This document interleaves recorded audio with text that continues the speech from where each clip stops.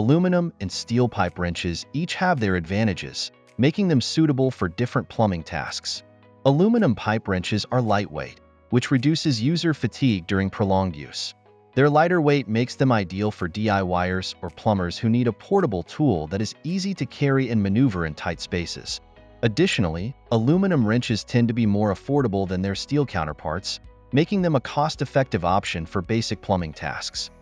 However, they may not be as durable as steel wrenches, as aluminum is softer and can wear down faster, especially when dealing with heavy-duty jobs. On the other hand, steel pipe wrenches are known for their strength and durability. They can withstand heavy use and are more resistant to damage, making them ideal for professional plumbers who need a tool that can handle tough jobs, such as loosening rusted or corroded pipes. Steel wrenches are generally more robust and offer a firmer grip, which is crucial for high-torque situations.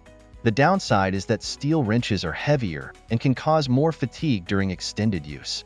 Ultimately, the choice between aluminum and steel comes down to the specific needs of the job and the user's preference for weight versus durability.